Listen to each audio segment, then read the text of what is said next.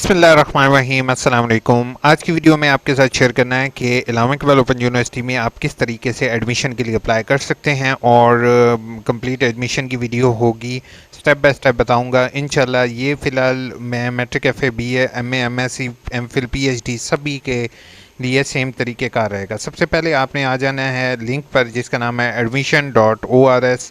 इस पर ओपन करना है, आपके सामने इस तरह की विंडो ओपन हो जाएगी। ठीक है, और इसमें आपने क्रिएट अकाउंट के बटन पर क्लिक करना है। ठीक है, जैसे क्रिएट अकाउंट के बटन पर क्लिक करेंगे यहाँ पर आपने अपनी ईमेल आईडी देनी है। पहले वो मोबाइल नंबर अलाउ करते थे, लेकिन अब उन्होंने मोबाइल नंबर का क्योंकि OTP आने में इशू होता था, तो इसलिए अब उन्होंने जस्ट ईमेल आईडी दे दिया।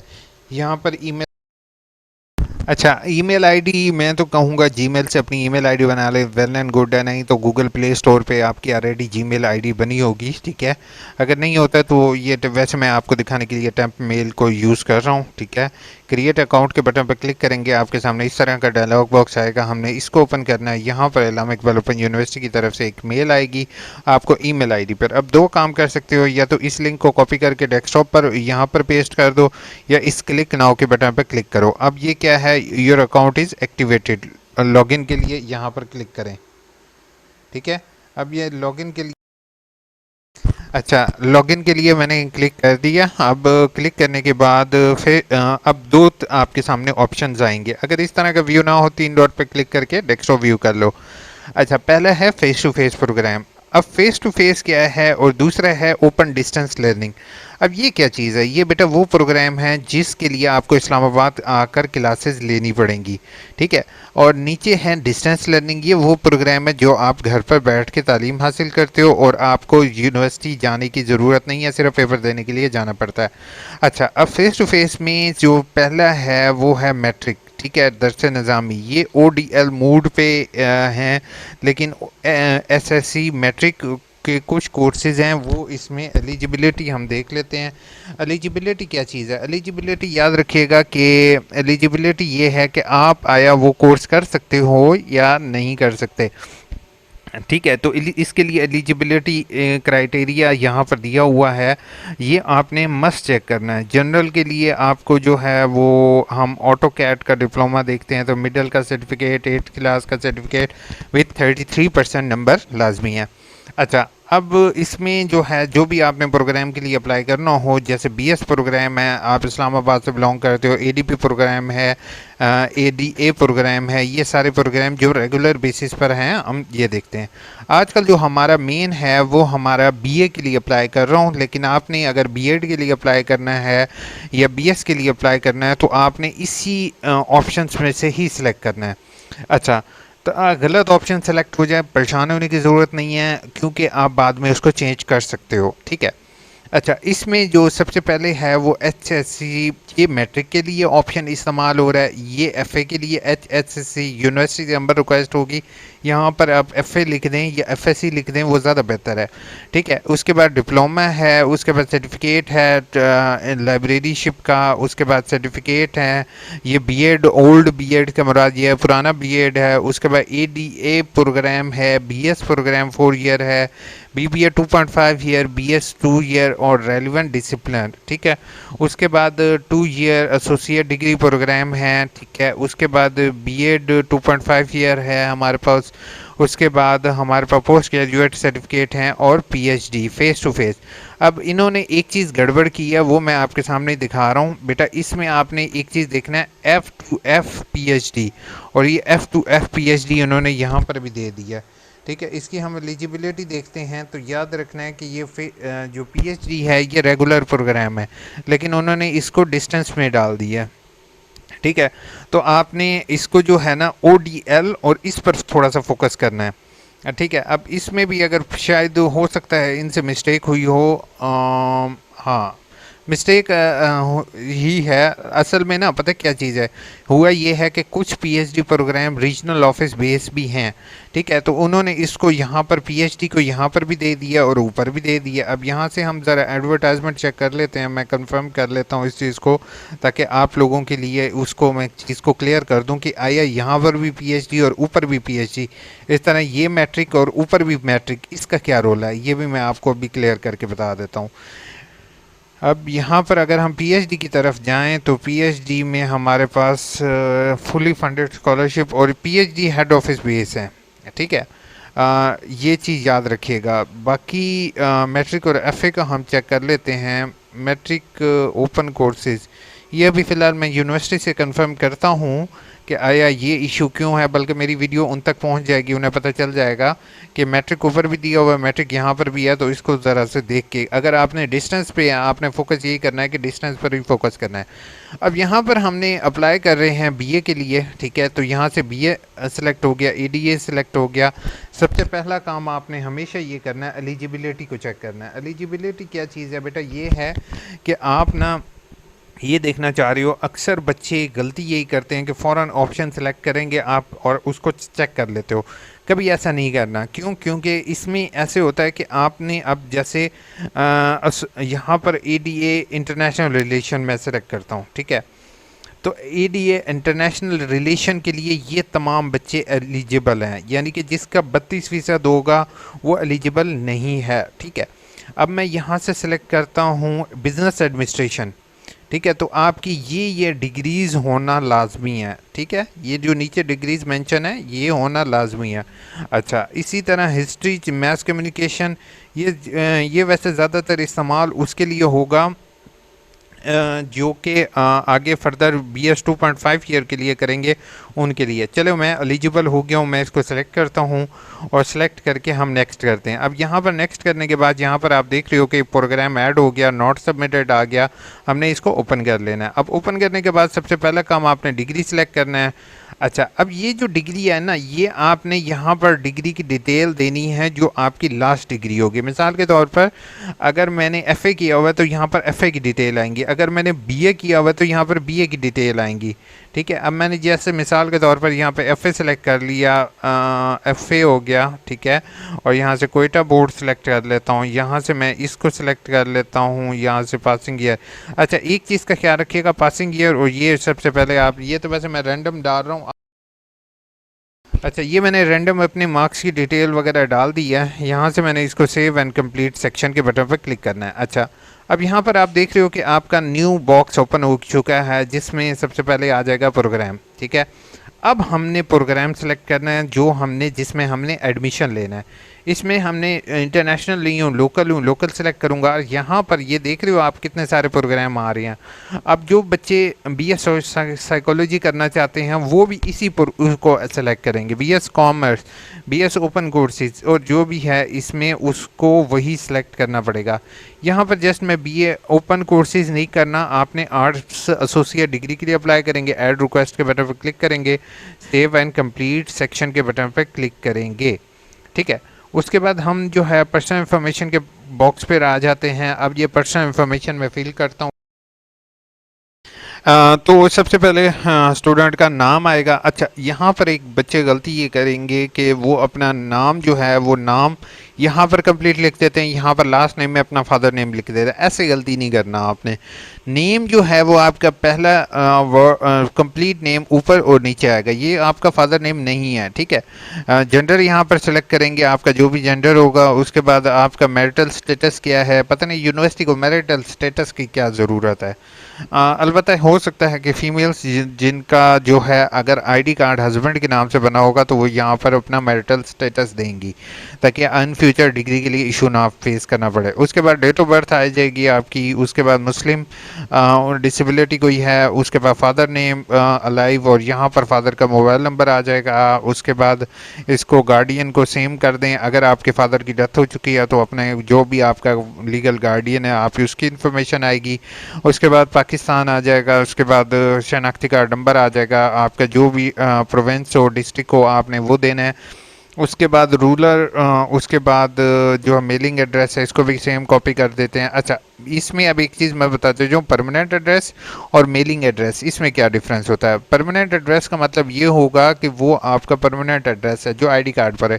मेलिंग एड्रेस आप ऐसा भी दे सकते हो, मिसाल के तौर पर आपका गांव बहुत दूर है, ठीक है, आप किसी सिटी में अपने दोस्त का किसी रिलेटिव का एड्रेस दे देते हो तो यूनिवर्सिटी की तरफ से कोई भी डाक वगैरह आएगी तो वो इस कोरियर वाले एड्रेस पर जाएगी, ठीक है। अच्छा, इसके बाद डिस्ट्रिक्ट हो गया आपका, ईमेल आईडी यहाँ पर दोबारा आएगी और ये मोबाइल नंबर आपने लाजमी देना है। इस मोबाइल नंबर पर यूनिवर्सिटी आपको एसएमएस वगैरह करेगी। ठीक है, कोशिश ये कीजिएगा कन्वर्टेबल मोबाइल नंबर ना हो। दूसरे नंबर पर कोई भी ऐसा नेटवर्क यूज़ मत करें जो कि बहुत बार बार सिम कन्वर्ट हुई हो, ताकि आपको बाद में प्रॉब्लम फेस करना ना पड़े। ठीक है, तो इसके सेव के बटन पर क्लिक करेंगे, देखते हैं इन्फॉर्मेशन सेव हो जाती है हमारी या नहीं, या कोई एरर आता है। उम्मीद तो नहीं है कि कोई एरर आएगा। ठीक है, अब यहाँ पर देख रहे हो लैला खान जो भी है यहाँ पे वो उसका नाम लिखा हुआ आ गया है। बाकी यहाँ पर आप जो अहम बात है वो मैंने एड्रेस के साथ आपको बताया था कि आपने अपना मोबाइल नंबर ज़रूर लिखना है। इससे अल्टीमेट फ़ायदा क्या होता है, सबसे पहले मुझे सब्सक्राइब कर लो ना, इतनी इंपॉर्टेंट बात आपको बता रहा हूँ। अल्टीमेट फ़ायदा ये होता है कि रिज़ल्ट कार्ड आपका कहीं नीचे गुम हो जाता है। ठीक है, तो जो भी बंदा रिज़ल्ट कार्ड उठाएगा तो उस रिज़ल्ट कार्ड पे जो आपका एड्रेस लिखा होगा उसके साथ आपका मोबाइल नंबर भी लिखा हुआ आ जाएगा ऑटोमेटिकली। दूसरे नंबर पर अगर आपका किताबें वगैरह प्रिंट होती हैं तो उसके ऊपर आपका मोबाइल नंबर सम टाइम आता है, सम टाइम मिटा होता है, तो आपका मोबाइल नंबर वहाँ से वो इजीली देखकर आपकी डाक आप तक पहुँचा देंगे। अच्छा, एकेडमिक रिकॉर्ड में आ जाते हैं और इसमें जो है मेरे ख्याल से सिर्फ मैट्रिक का ही हमारा रहता है। बाकी जो है आप अपना देख लोगे और जो भी आपकी प्रीवियस डिग्रीज़ होंगी आपने वो बारी बारी यहाँ पर सेलेक्ट करनी है। ठीक है, यहाँ पर जस्ट मैं जैसे मैंने वो मेरे ख्याल में 2005 कर लेते हैं इसको, और 2005 के बाद 2006 कर लेते हैं इसको।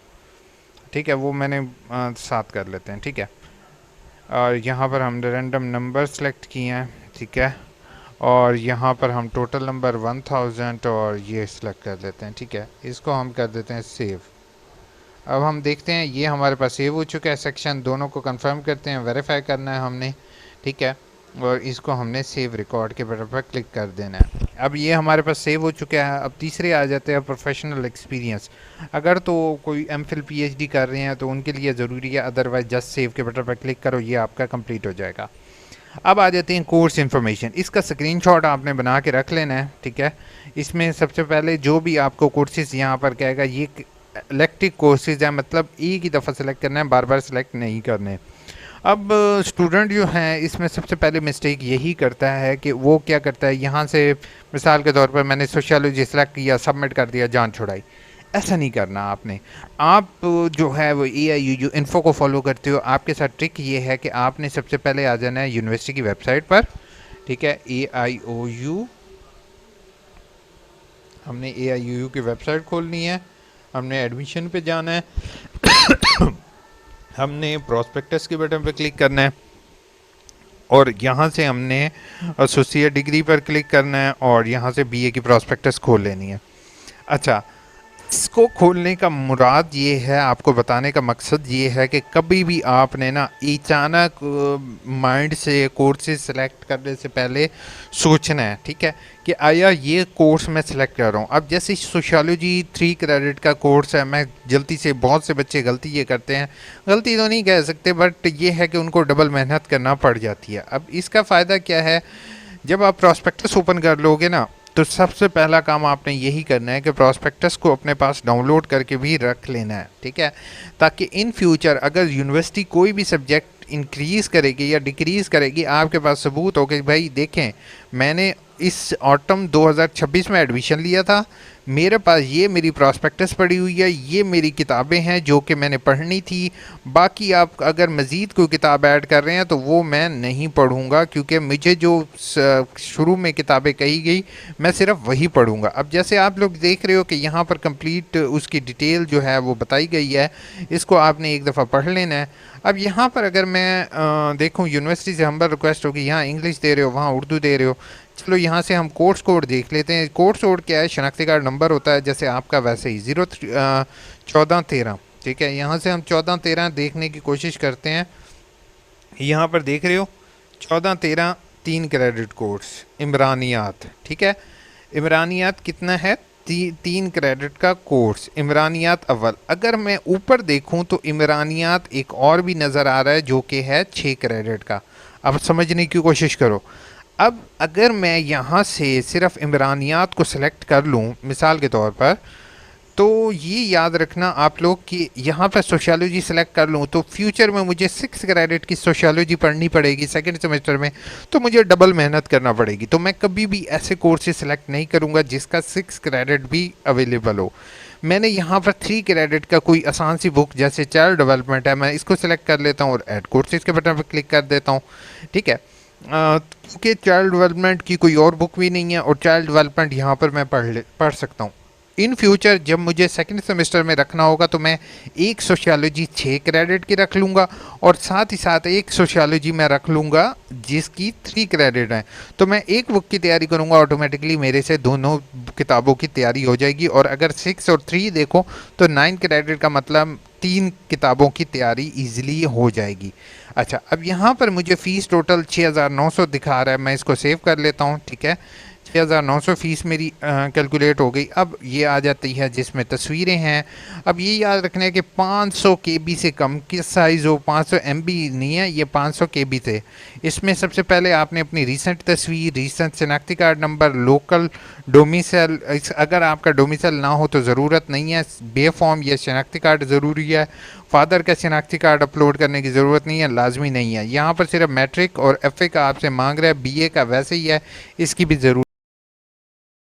अच्छा, ये बहुत मुश्किल से ये वेबसाइट मिली है, फ्री ऑफ कॉस्ट है, इमेज रिसाइजर के नाम से है। ठीक है, अगर आपकी इमेज का साइज़ बहुत ज़्यादा बड़ा हो तो आपने इसके जरिए, अब यहाँ से मैंने इमेज को सिलेक्ट कर लिया, इसका साइज़ कितना एमबी का है, 1.2 एमबी का। ठीक है, अब इसमें जो साइज़ हमें रिक्वायर है वो है 500 केबी का। तो हम इस इमेज रिसाइजर से ना उसको हम चेंज, चले यहाँ पर हम आ गए हैं। यहाँ पर हमने ना ऑप्शनल साइज़ है, यहाँ पर हम 300 सिर्फ 300 या 200 केबी कर देते हैं। ठीक है, और इसको एक्सपोर्ट के बटन पर क्लिक करते हैं। ठीक है, अब ये क्या करेगा, ये ऑटोमेटिकली इसका साइज़ जो है वो कम करके कितने 342 केबी। अच्छा, यहाँ पर मैंने ना सारी इमेजेस को सिलेक्ट करके अपलोड कर दिया, तो यहाँ पर अपलोडेड आपका लिखा हुआ आएगा। ठीक है, और जो भी इमेज है वो नीचे इमेज का नाम लिखा हुआ आ जाएगा। ठीक है, जो आपका फाइल का नाम होगा वही आएगा। ठीक है, अब एक प्रो ट्रिप आपके साथ जो है वो टिप शेयर करने लगा हूँ कि आपने कोशिश ये करनी है कि लास्ट वाली जो फाइल होगी ये क्यों बीए क्यों दिया हुआ है, क्या मैंने ये भी अपलोड करना है? नहीं, जिसके साथ आपके ये छोटा सा स्टार नज़र आ रहा है ये वाली चीज़ें आपने अपलोड करनी है, ये लाजमी अपलोड करनी है, बाकी इसकी ज़रूरत नहीं है। लेकिन एक प्रो ट्रिप आपके साथ शेयर कर रहा हूँ कि इसमें वो पता क्या कह रहे हैं, वो कह रहे हैं कि लास्ट में ना आपने क्या करना है, अपनी तस्वीर, अपना शनाख्ती कार्ड फ्रंट बैक, ठीक है, उसके बाद आपने जो है वो अपना डोमिसाइल, वो जो भी मैट्रिक एफए की डिग्री हैं वो एक पीडीएफ बना लो, उसका साइज़ 500 के एमबी से कम करो और इस जगह पर अपलोड कर दो। क्योंकि उन्होंने क्या कहा है, all document multiple document uploaded in one PDF and containing all the document, वो यहाँ पर आप अपलोड कर सकते हो। अब यहाँ पर सेव के बटन पर क्लिक करते हैं और वेट करते हैं, इंशाल्लाह उम्मीद है। आप ये देख सकते हो कि यहाँ पे अप्लाई ना हो, अब एक्सेप्ट ऑल करना है और अब हमारा एडमिशन हो चुका है। तो ज़्यादातर काम आप बोर हो चुके होंगे, लेकिन फिर भी आपके साथ शेयर किया है।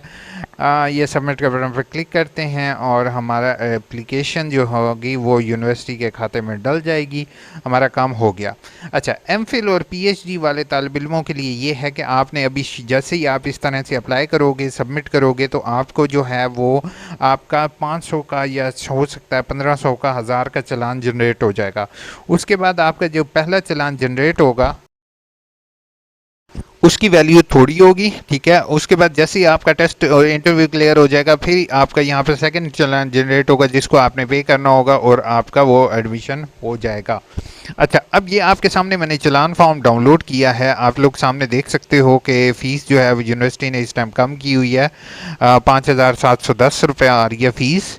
अच्छा, इसमें ना एक चीज़ मैं आपको बताता जाऊँ, वो ये है कि यहाँ पर अभी जैसे इसके अनपेड के बटन पर क्लिक करते हैं तो यहाँ पर आप लोग देख रहे हो कि यहाँ पर इंस्ट्रक्शंस लिखी हुई आ रही हैं। ठीक है, और ये जो है ना यहाँ पर ये जो है ये आपका चालान नंबर है, जिसको आप जैज़ कैश ईज़ी पैसा अकाउंट के अंदर जाकर लिख सकते हो। ठीक है, जैसे *786# मिलाओ। ठीक है, एजुकेशनल पेमेंट्स का ऑप्शन सेलेक्ट करो, एजुकेशनल पेमेंट, फिर AIUU पेमेंट में 99300 ये वाला जैसे नंबर डालोगे आपके सामने क्या आ जाएगा, आपके सामने लिखा हुआ आ जाएगा आपका नाम। ठीक है, ये वाला नाम लिखा हुआ आ जाएगा। तो जैसे ही आपका नाम लिखा हुआ है और नीचे ये वाली अमाउंट लिखी हुई है, तो आपने उस डेट पर वो पे कर दोगे।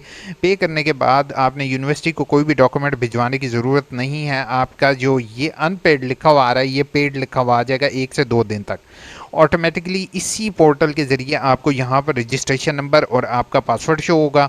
वो फिर मेरी फर्दर वीडियोस हैं, एट दी एंड आपको देखोगे कि आपने आगे किस तरह से पढ़ना है, वो मैं आपके साथ शेयर कर दूंगा। ठीक है, वो लॉगिन पासवर्ड या आपकी रोल नंबर स्लिप वगैरह आपको मेल के ज़रिए मिल जाएगी, जो MPhil और PhD के हैं। ठीक है, अच्छा, ये वाला आपने पे करने के बाद जो है इस चालान को अपने पास संभाल के रखना है। ठीक है, 5700 फ़ीस है। अब यहाँ पर एक बहुत से तालिब इल्म आखिरी चीज़ ये पूछेंगे, सर ये ड्यू डेट क्या होती है, वैलिडिटी डेट क्या होती है और इशू डेट क्या होती है। इशू डेट ये मुराद ये है कि आज की डेट में आपने चालान जनरेट किया है तो 1 जुलाई 2026 है, आज की डेट आ गई।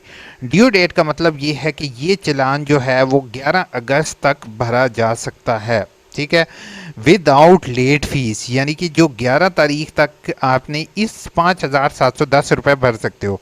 वैलिडिटी डेट का मुराद ये है कि 8 सितंबर तक भी चालान आप फीस पे कर सकते हो, लेकिन 500 लेट फीस के साथ, जिसकी फ़ीस बनती है 6210 रुपये।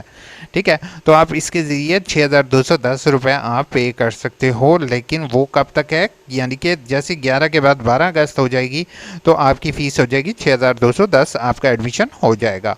ठीक है, उसके बाद ये जो लेपर्ड कोरियर सर्विस है या सहूलत सेंटर है, इसके ज़रिए भी आप फीस पे कर सकते हो। टेली कम्युनिकेशन, यूनिवर्सिटी ने कहा है कि किसी भी जगह चले जाओ, बस हमें पैसे आ जाने चाहिए, बात आपका इंशाल्लाह एडमिशन हो जाएगा। अगर आपने एडमिशन AIUU इन्फो से करवाना है तो बराए मेहरबानी आप मेल ID पे कॉन्टैक्ट कीजिए। ठीक है, AIUUinfo@gmail.com, या मुझे फेसबुक पेज पर कॉन्टैक्ट कीजिए। आपकी इंशाल्लाह मैं जो भी आपका एडमिशन होगा, मैं इंशाल्लाह आपका एडमिशन अप्लाई कर दूँगा। ठीक है, किसी भी फेक बंदे के हाथ न चढ़िएगा। मैं आप सबको एक रिकमेंडेशन ये दूंगा, क्योंकि ऑनलाइन बहुत से फेक बंदे हैं, उनसे कहें चालान जनरेट करके दें। चालान जब जनरेट करके दे दें उसके बाद आप उनको पे करें, कभी भी शुरू में पे ना करें। समटाइम ऐसे भी होता है कि आपसे शुरू में फ़ीस ले ली जाती है और बाद में जो है वो आप जो है तंग होते रहते हो। ठीक है, अपना ख्याल रखिएगा, दुआ में याद